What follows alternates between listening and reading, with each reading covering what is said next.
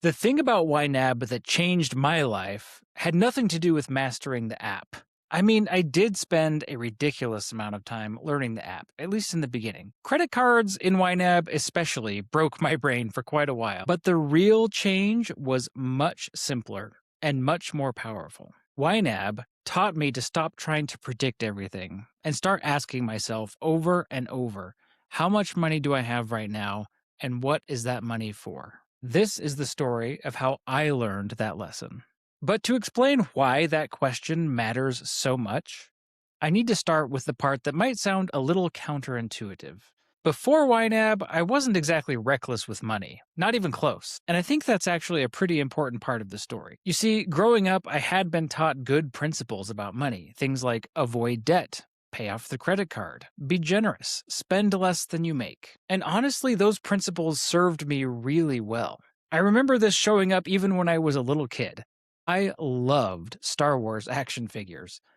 But I didn't just have action figure money lying around the house because, tragically, the labor market for small children with strong opinions about Jedi robes is pretty limited. So the arrangement with my parents was I could go to Toys R Us and look as often as I wanted. But I couldn't buy one until I actually had the money. And the way I got the money was by mowing the lawn. So I would mow the lawn, earn my $6, and then I would go buy a $6 action figure. And there's something beautifully simple and really good about that lesson. If you don't have the cash, you don't buy the thing.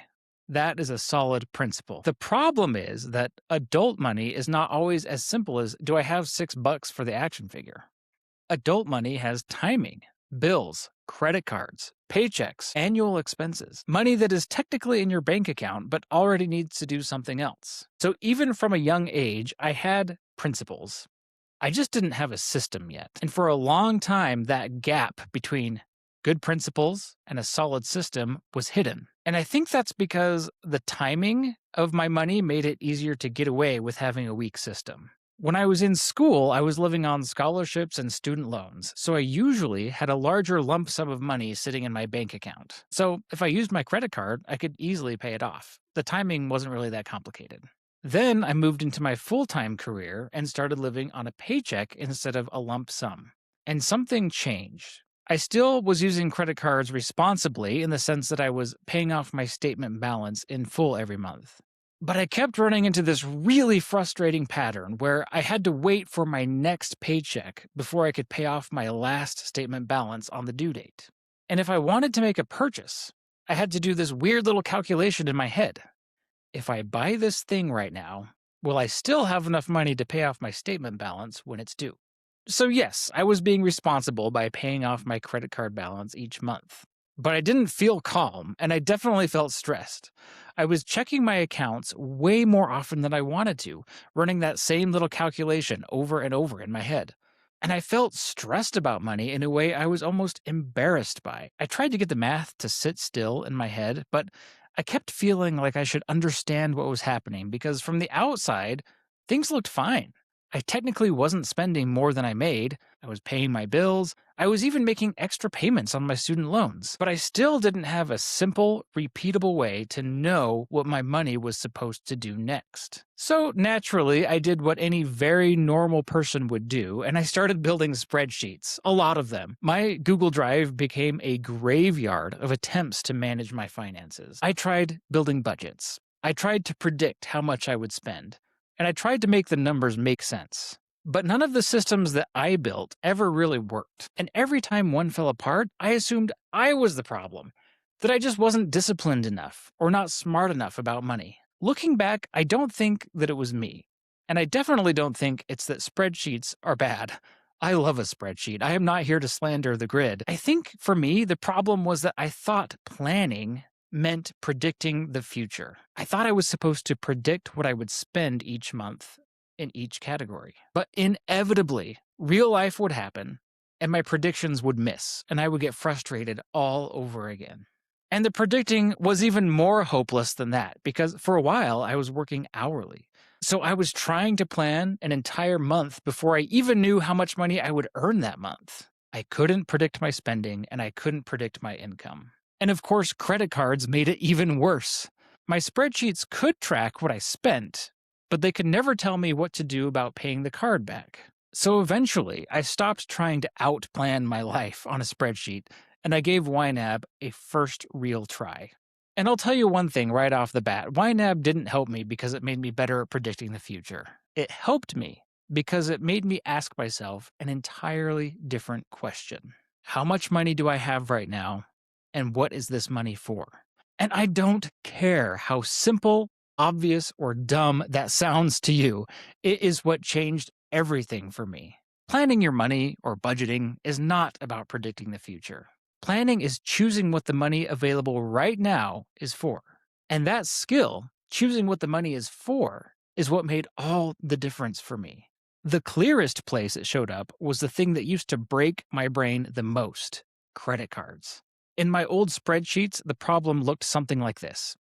When I spent on a card, I would subtract the amount from the right category. But a month later, when the bill came due, I could never figure out where the money to pay it off was supposed to come from. It felt like I had to find the money twice, once to cover the purchase and again to pay the card. What finally clicked for me in YNAB was that I had never been spending twice. It was the same money the whole time. If I had $30 set aside for groceries and then spent $30 on the card, those same $30 just changed jobs. They were not for groceries anymore. Their only job now was to pay off the credit card. And I get it, that sounds like a small thing, but it was not small for me. It was that realization that helped me understand that I had been living on what YNAB users call the credit card float. In plain English, that means I paid my credit card in full every month, but I needed my next paycheck to be able to do it. I wasn't carrying a balance. I wasn't paying interest. I was not doing the thing I had been taught to avoid, but I was still behind. Catching up and getting off that float was the turning point for me. For the first time, I was not a month behind. I was a month ahead. I had money in the bank before I needed it to pay off my credit card. And the stress and anxiety I described earlier started to evaporate. I stopped checking my accounts out of worry, and the little calculation I used to run before every single purchase just stopped being necessary. I learned to look at the money I had right now and decide what it was for.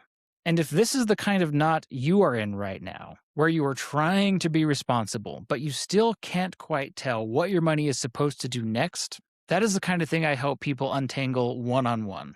If you want, we can sit down together, look at your actual YNAB, and turn the numbers into decisions you can actually use. If you're interested, click the link in the description to work with me. That is the work I do now. But long before I was coaching anyone else, I was just using this in my own life. And once I learned that skill, the outcomes were real. But the outcomes are not actually the part I care about the most. I'll get to that in a second. I have used YNAB to manage my personal finances for more than 12 years at this point. I've done things like paying off $70,000 of student loans, saving down payments for my first 2 homes. I've never missed a bill payment or credit card bill, and every bill in my life has been on autopay for years. And I do not say that as some kind of weird financial flex. I say that to demonstrate the results of YNAB for me. But the results came from a skill that became repeatable. Look at the money I have, choose what it is for, adjust when real life changes, and repeat. That right there is what helped me build a financial life that feels stable enough to run mostly on autopilot, but flexible enough that I can change my mind and adjust the plan whenever I want. It's true, I cannot do everything, but I can do anything, meaning I can't fund every want I have at once. But any goal I decide actually matters to me, I can choose to fund it. And that is the part of YNAB I care about the most. The reason I became a coach is not that I want everyone to copy my exact financial life. That would be insane. It's because I know what it feels like to want someone to help you learn a skill you think you should already understand. I became a YNAB certified coach in 2022. But the skill of helping someone learn something that makes them feel self-conscious, I had been practicing my whole life. I started staffing leadership training courses for the Boy Scouts when I was 15. I spent 2 years as a missionary in Russia. After learning Russian myself at the feet of some excellent teachers, I spent the next few years teaching it to other people, including senior citizens who were starting from zero. And professionally, I've spent years managing people, processes, and complicated systems. But the point of all of this is that it taught me the same thing: how to sit patiently with someone while they learn a skill they think they should already have. And that matters a lot because most people who come to YNAB are not irresponsible. They are highly capable. They often make more than enough money to afford their lives, but they feel disorganized, stressed, behind, embarrassed, or confused by the fact that money still feels hard for them. My work is for people like that, not people who want shame, hustle culture, extreme frugality, or someone to moralize their spending. This is coaching for capable people who want to learn the skill of planning their spending so they can stop checking, rebuilding, and second guessing so often.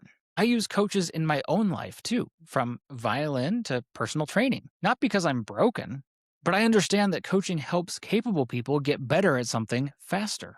That's how I see YNAB coaching. So if there's one thing I want this story to leave you with, it is not go learn every feature of YNAB. Yes, I would say the app matters, but the app is absolutely not the point. The app just makes it more convenient to answer the real questions. How much money do I have right now, and what is this money for? And it lets you visualize trade-offs and try them on for size before you actually make them. What happens if I put more money toward the credit card payment? What happens if I fund groceries honestly? What happens if I put this money toward a future priority instead of spending it this week? The app makes these kinds of decisions visible to you. But the skill is choosing what the money is for, practicing that choice, adjusting when real life changes. That is my YNAB origin story. And that is why I care so much about helping people use YNAB in real life. If you want the bigger list of lessons I have learned from actually using YNAB for years, watch this video next. It's a natural follow-up to this story because this video is where YNAB started for me, and that one is more of what I learned the hard way after sticking with it for many years.